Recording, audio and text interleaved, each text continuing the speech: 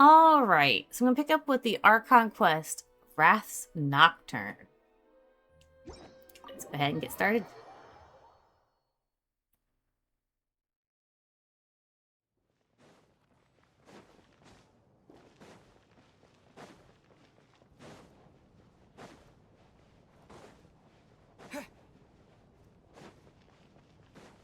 Somebody had been banging on the doors, that's why we're over here.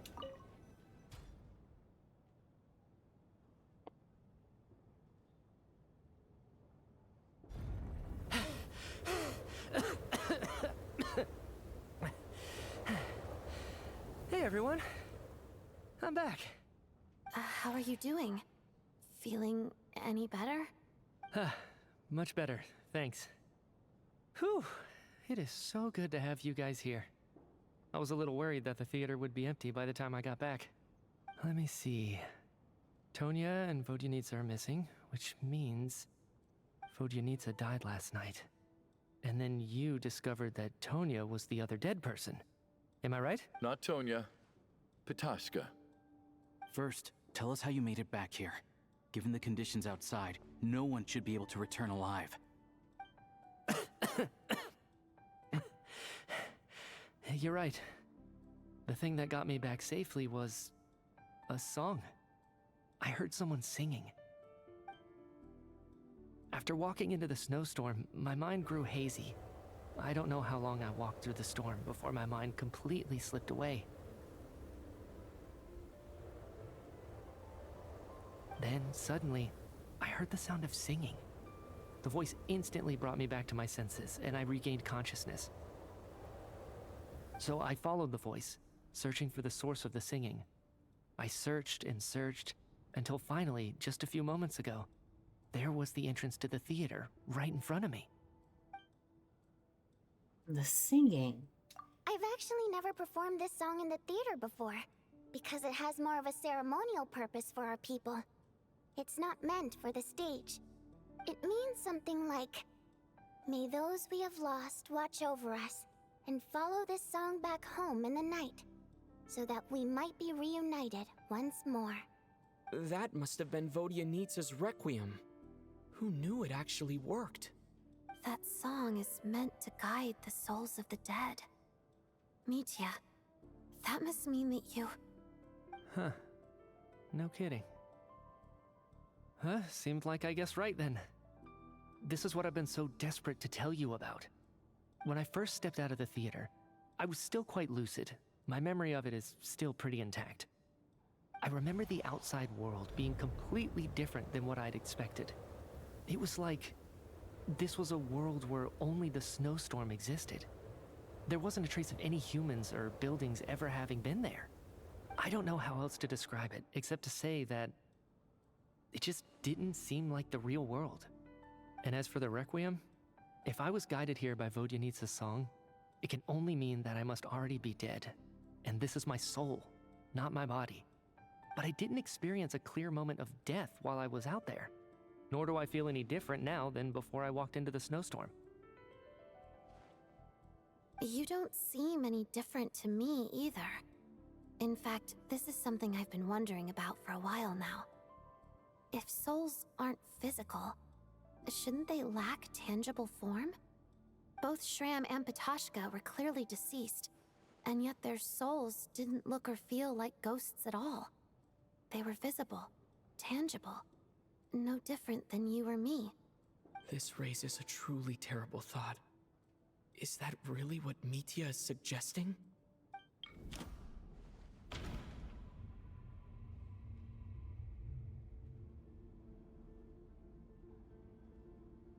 I'm gonna say 1. Mitya's soul was summoned back by the Requiem, confirming that he is indeed already dead. And yet, he looks no different from us.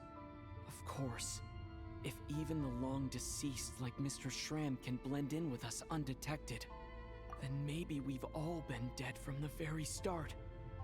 And all of us are now souls wandering the theater.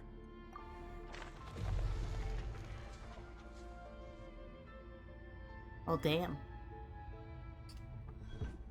Yes.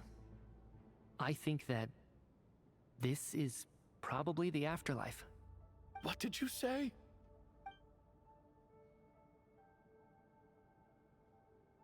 You heard me. We died in the theater. All of us did.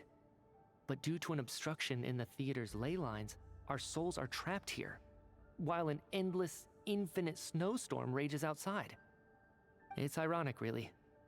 All that time, we were working so hard to figure out who the deceased among us were, when the truth was, we were all deceased. The only difference being some of us died more recently than others. Do you remember that note, "Death is near"? Seems like we misunderstood what it meant after all. Death was nearer than we wanted to think all along. The note simply meant that all of us were already dead. So all our attempts to survive, our search for the deceased, it was all for nothing? Hard to say. At the very least, we helped 2 lost souls find clarity and go to where they belong. The presence of those 2 is probably what caused our souls to be drawn in by the ley lines. In which case, the deaths we've awoken to over the past few days were just souls returning to the ley lines for good. If what you're saying is true, doesn't that make us the lost souls now? Huh, no wonder. This afternoon, when I was moving Vodyanitsa's body, I noticed that the other bodies in the room hadn't decayed one bit after all these days. That's further proof that those aren't physical bodies at all, but merely our shells here in the afterlife. Am I really dead? This doesn't feel real to me at all. No, that's impossible. This cannot be how it all ends. I still find it hard to believe that all of us are dead. How exactly did we die in the real world? None of us have any memories of dying, right? Not even knowing how we died is preposterous. Good grief! Surely there has to be some reason. Exactly. It's hard to rest in peace when you don't even know how you died. It gave me lots to think about as I strode out into the snowstorm. I racked my brains trying to remember the cause of my death, the exact moment I died, the root of all of this, right up until my consciousness faded. Wait. Hold on. Right before I lost consciousness, I think I saw something. What was it? I can't remember. And I think I lost my notebook and pen. Mitya, your hand. Is that blood on your fingers? Huh? You're right. There's blood on the fingertips of my right hand. Looks like it's already dried. When did that happen? What the? Huh?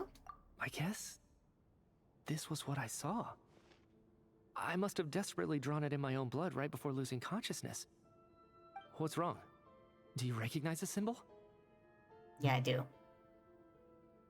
It's Renova, the ruler of death.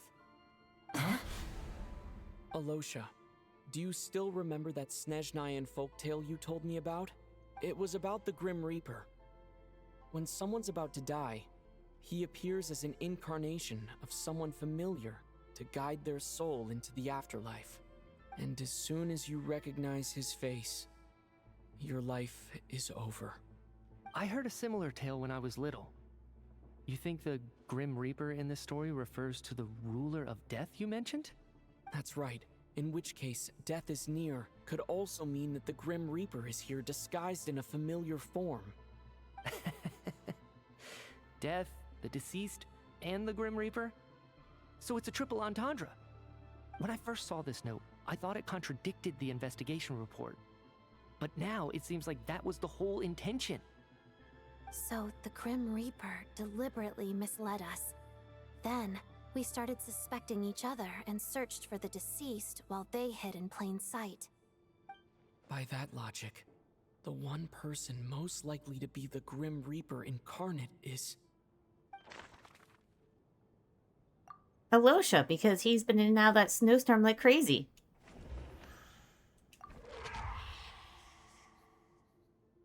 No doubt about it.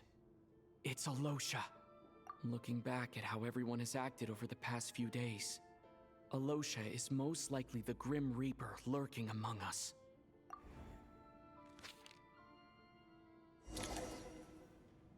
Is it you, Alosha? You were the first to discover the investigation report, and you had plenty of time to slip the note inside to mislead us. So? Surely you can't suspect me based on that alone. What if someone else found the investigation report first, slipped the note inside, and then put it back without telling anyone? There's no denying it. The note could easily have been slipped in much earlier than it was discovered. That's not all. I've also noticed that although on the surface, Valeri, Mitya, and sometimes I were the ones taking charge of the situation, looking back now, even though you didn't say much, you were always subtly guiding everyone from the sidelines. What do you mean? You were the one who emphasized how dangerous it was outside and insisted we all stay here. It was also you who suggested that we all sleep in the same place. And earlier today, you tried to convince Patashka to stay. I don't understand why, but it was out of character.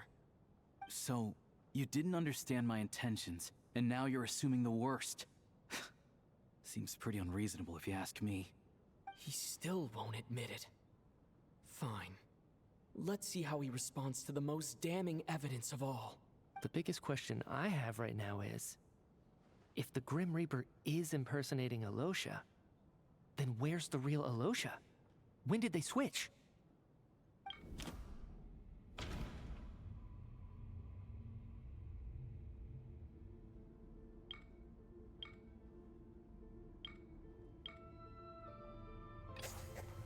That's right.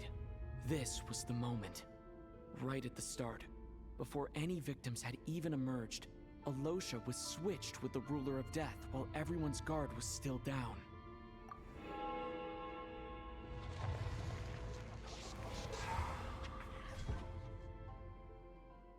When all this began, right after the performance ended and the snowstorm began to pick up, no one suspected anything unusual. We just assumed we were snowed in. It wasn't until we discovered the bodies the morning after that we realized something out of the ordinary was going on. But it's clear now that the oddities actually started earlier than that, when Dimov walked into the snowstorm and never came back. Right. So Mr. Dimov was the first victim, not Sobolova and Torgov. And if we pinpoint that moment as the beginning of this incident, then one thing becomes clear. Alosha, you are the only person who walked into the snowstorm and came back without the help of Vodyanitsa's Requiem. More precisely, Alosha never came back at all. The one who came back was the Grim Reaper. Not bad. Well, since you've backed me into a corner, I suppose there's no point in keeping up the act anymore. Alosha? You're the Grim Reaper? I am no such tired cliché. Mortals should address me as the ruler of death. Before being wiped out for good, you identified the two deceased, and even sensed my presence.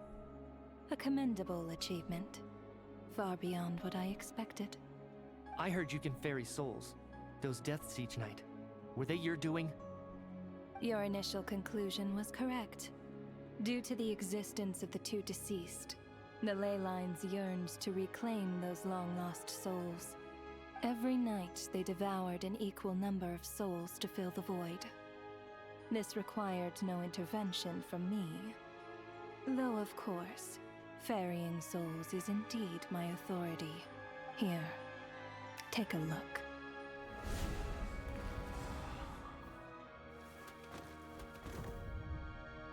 Odette! Mr. Chegovnov. What are you doing? That takes care of today's two.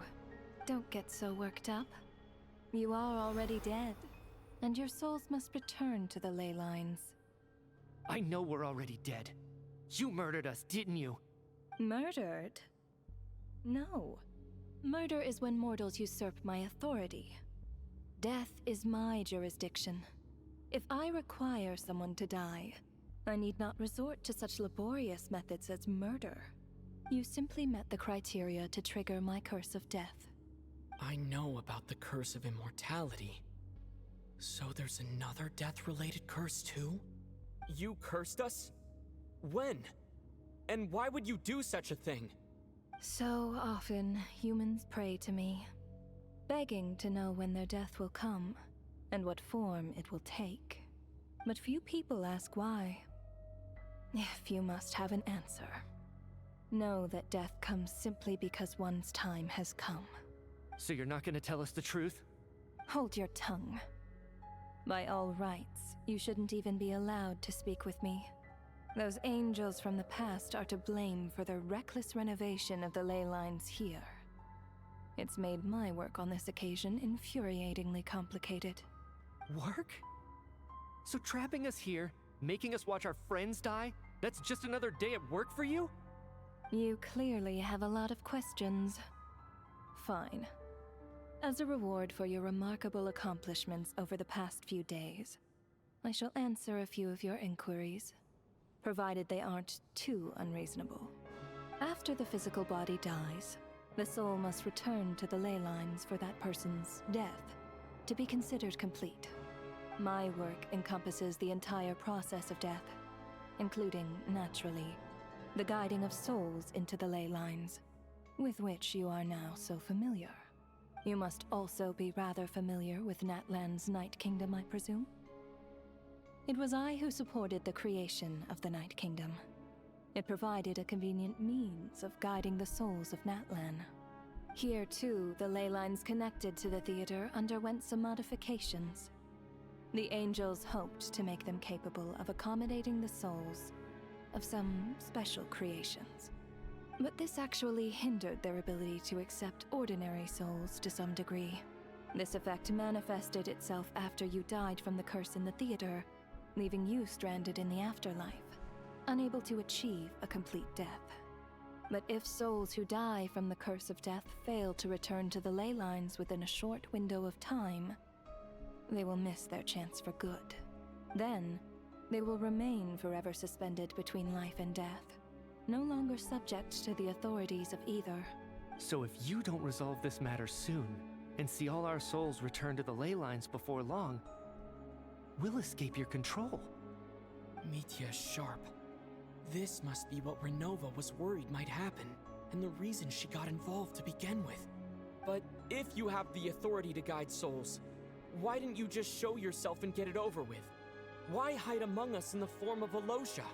You seek to understand the mind of a god. Very well. I'll tell you. This is a theater, and I decided I wanted to watch a show about death. That's why I encouraged you to take the events to the stage. I found myself getting quite immersed. I suppose the entertainment you provided makes up for all the trouble you've caused me by being so defiant in the face of death. There. Are you happy with my answer? Can't say I am. Really? But it fits the stereotypes you humans have about gods. Just moments ago, you were complaining about how infuriatingly complicated your work here has been. Work is work, I get it. There are times when it's a huge pain, but you just have to get it done, right? That's a rather unique perspective for a human. You are in fact correct. There is a pain point in this case. Due to the obstruction in the theater's ley lines, there is a hard limit on the number of souls they can receive each day, making it impossible for me to ferry all your souls at once. Revealing my identity too soon would inevitably have led to futile resistance, and there was a risk that any souls who chose to run would disappear. Then there was the issue of the 2 lost souls you called the deceased. The way you resolved that quandary was all part of my design. That's what I don't understand. If all of us were souls of the dead, what made their presence among us special? For centuries, they have refused to return to the ley lines, exploiting the issues created by the angel civilization to resist being drawn in. Centuries of obsession accumulated during this process. You may think of this obsession as the resentment of the dead, and in this quantity, it was a bomb that could have detonated at any moment. It reached the point where I could not afford to leave it unchecked. But the only way to fix it was to help them acknowledge their own deaths, make peace with their regrets. and willingly walk into the snowstorm. Only then, with my guidance, could they finally return to the ley lines. Otherwise, you would not like to know what the consequences would have been. I vaguely remember seeing Batashka, but in the most terrifying form. Was that in a dream? Is that what would have become of her if she hadn't returned to the ley lines? I see your dreams brought you many revelations. So you see, death in fact grants wisdom to mortals. Souls connect to all things in the world and see the chain of cause and effect between them. It's nothing unusual. Anyway, giving psychological counseling to lost souls is not my strong suit. That is more of an angel's role. It was something I could not resolve directly using my authority, so I decided it was easier to leave the bomb defusal to you.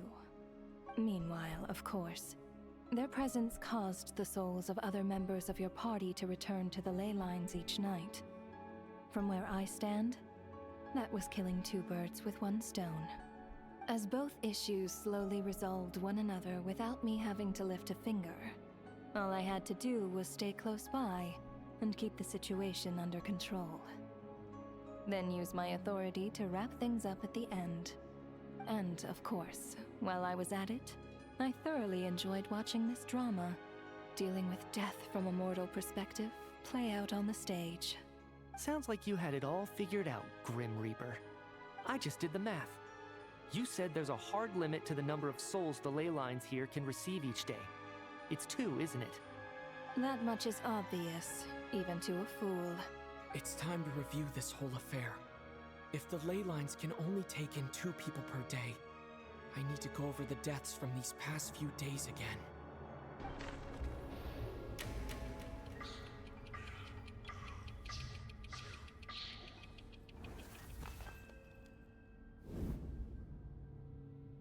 Looking back now, none of us had the faintest idea at the time. From the moment that staff member named Demoff walked into the snowstorm, the incident had already begun.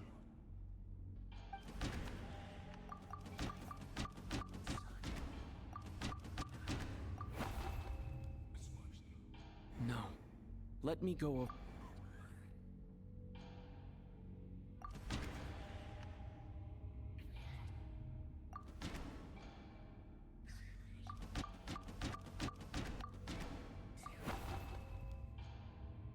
No. Let me go over... So the person that took the camera shot was the first one to die, and he's not in this.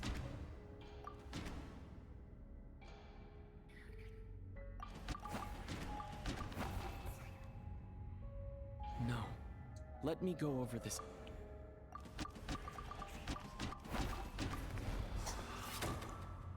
Alosha was the second to walk into the snowstorm after Demoff to investigate. During this process, the ruler of death assumed his identity, making him one of the victims.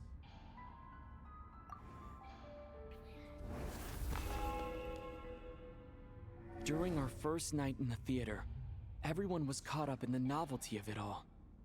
No one could have expected there would be victims the very next morning. Despite all the confusion, and with the help of hindsight, we finally began to realize that something was amiss with the snowstorm.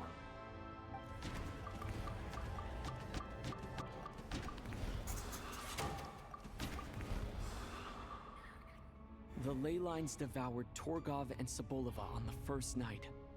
At the time, we thought this might be a murder case connected to Lelik.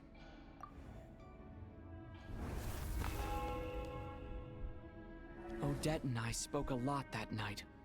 3 people were on watch, but in the morning, we discovered that someone had fallen victim all the same.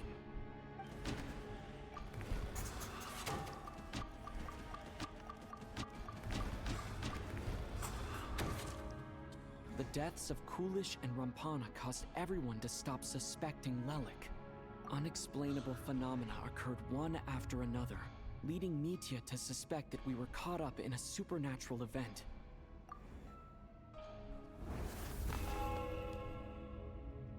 Later, we discovered that there seemed to be an extra person among us, and subsequently discovered the existence of the deceased. Mr. Schramm realized he was the deceased and walked into the snowstorm to return to the ley lines of his own accord. It turns out there really was a dead person among us.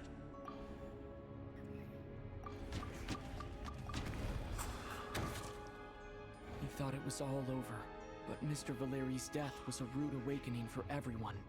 The ley lines consumed him during the night regardless. A lot happened today. Mr. Valeri's death led us to discover the connection between the number of deceased and the number of victims during the night.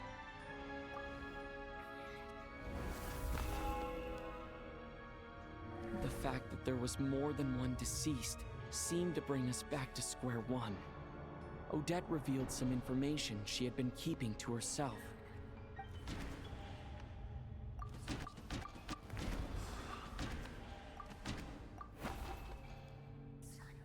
Although Mitya did indeed walk into the snowstorm that day, the void in the ley lines hasn't been filled, so let's rule out Mitya for now.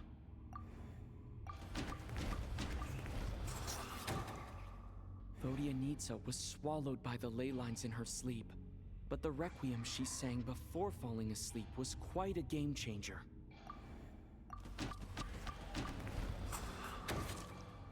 As it happened, Patashka filled the void left by Mitya's return from the ley lines by walking into the snowstorm this morning.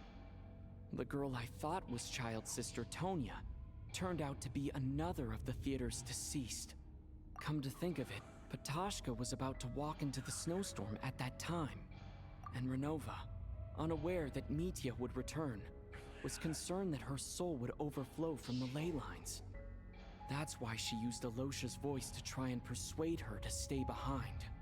Looking back, I suppose that was an early slip-up on her part.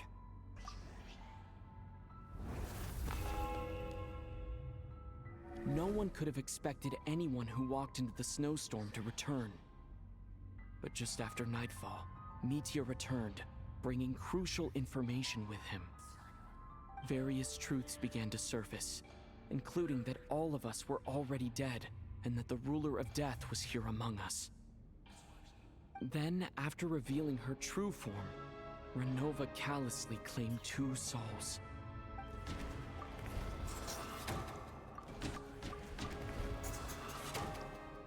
In fact, everyone was already dead by the time we took the photo. And in the days since, we've experienced many more partings in the afterlife. Now, only Mitya and I remain, and the true culprit behind everything still stands before us. In Mitya's eyes, I see the same anger and frustration that I feel. That covers everything. It's all clear now. Your work isn't finished here yet, is it? The Traveler and I are still standing here, safe and sound. The Water Imp's song threw things off a little, but it is of no consequence. The ley lines have already anchored your soul, and the first ray of light tomorrow morning will take you back. I, meanwhile, need to review my attitude towards the Water Imp race. So the reunion in the night that Vodyanitsa mentioned, I suppose that was never meant to be a permanent reunion. That just leaves you, Traveler. My power only allows me to temporarily separate your soul from your body. The ley lines of Tevat would not accept you, and your soul is firmly anchored to your body by your will. For a descender like you, who is not bound by Tevat's rules, your death can only be brought through the most violent of means, such as directly destroying either your body or soul. But you haven't done that yet, have you? Thanks for letting me know that at least I can still be saved. I have no interest in involving myself with Descenders. For now. Although, this may change if Asmodee remains missing, or you insist on interfering with our affairs. One last question then. All our struggles and sacrifices here, they were meaningless from the very beginning, weren't they? Death abides no reason. Besides, what you call sacrifice is merely a concept created by humanity. To me, it is nothing more than a self-indulgent charade in the face of death. Mere mortals fantasizing that their actions could reclaim something from my grasp. A truly laughable idea.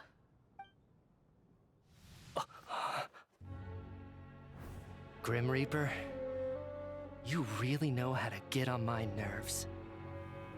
I'm not here to ingratiate myself with you.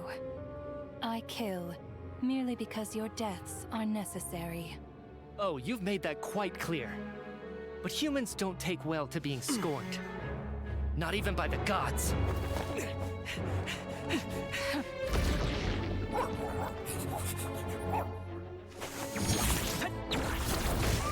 Wait, I thought he had a geocatalyst. The Electro?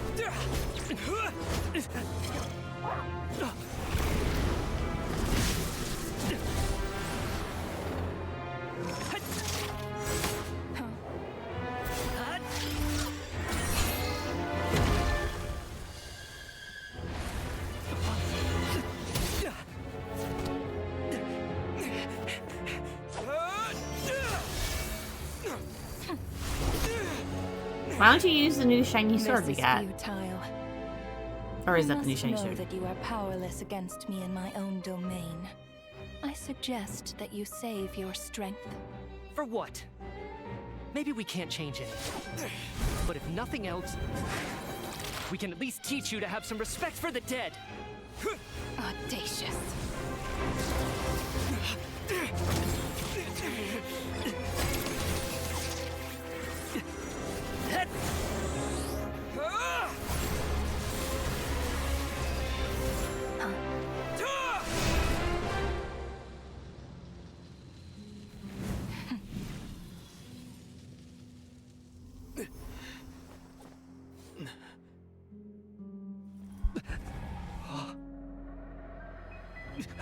Still claiming him anyways, by the looks of it.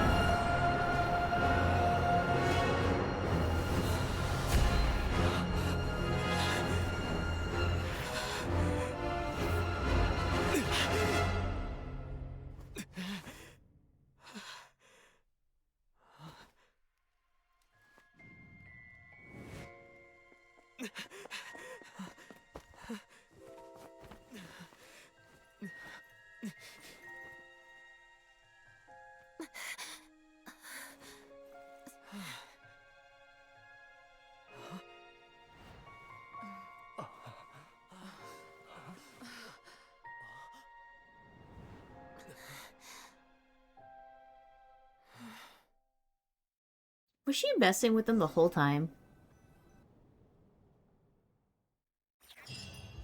Maybe the black mist was her actually trying to protect the souls. How are you holding up, Odette? What happened to me? How much do you remember? What do you mean? Is the performance over? I can't seem to recall what happened. He's the only one that remembers! Has Odette already forgotten?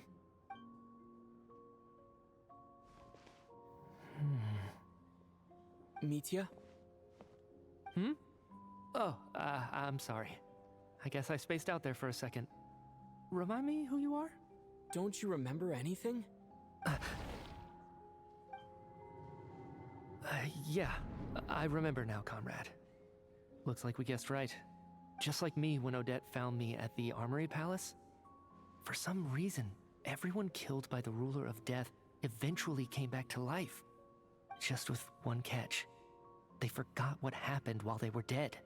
Odette and the others have already forgotten everything. Why were you able to remember this time? Could this be the reason?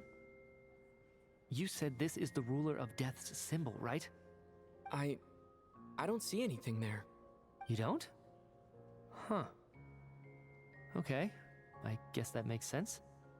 I carved this into my hand in the afterlife, so it's not visible in the physical world. Does that mean I carved this symbol into my soul? What an unsettling thought. Still, at least I get to remember what happened. I suppose it's a blessing in disguise. What about you, though? The ruler of death mentioned that you're a descender? Is that why you can remember? A full explanation would get complicated very quickly. But that's essentially it. Well then, now that it's all over, let's figure out what we've learned. The first thing I notice is that everything here is precisely as we left it, right before our deaths. This confirms that time passes differently in the afterlife than in the real world. They say that right before death, time slows down, and your whole life flashes before your eyes. That must be how you know you have one foot in the afterlife by that point. Anyway, clearly the few days we spend in the afterlife probably only amounted to a few short minutes in the real world. This also aligns with previous reports of widespread temporary memory loss among the Armory Palace personnel. Now it seems likely that those were all brief deaths caused by the Grim Reaper's so-called curse of death. To those unaware of the truth, dying and coming back to life must feel similar to a short bout of catatonia. This leaves me with a couple big questions. What are the conditions that trigger this so-called curse of death? And why are we resurrected after we die? If nothing else, I think it shows that killing us wasn't her ultimate goal. We still don't know her true reasons for subjecting us to death. Right. This time only got complicated because of the situation with the theater's ley lines. That's why she had to approach it differently. If the previous incidents of amnesia among the researchers are anything to go by, killing us is usually a pretty routine matter. Come to think of it, wasn't I about to note something down before I died?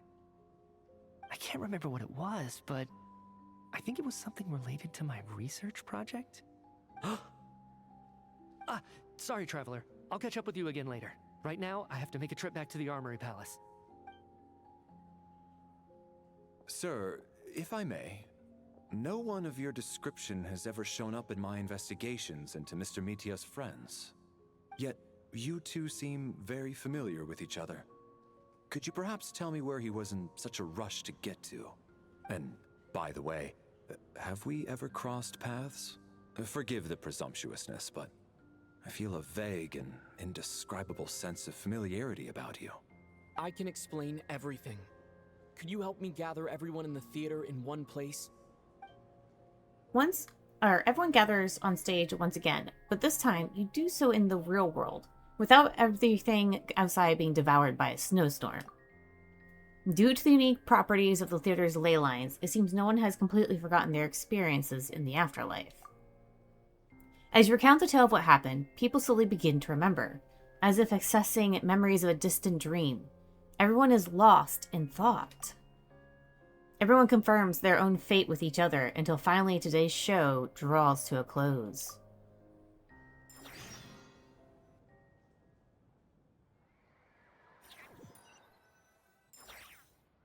So Chuganov really is going to shut down the factory. I guess this theater incident actually did us some good after all. So, you said I promised to take you to the Armory Palace while we were in the afterlife, yes? I believe you. I think I even have a vague memory of it. I want to go back and check on Paimon first, even though not much time has passed for her. Agreed. Let's check in on her first. The whole reason for our trip to the Armory Palace anyway is to figure out what's going on with her health. Alrighty, so that is going to be the end of this segment of Wraith's Nocturne, and I'll see you guys later.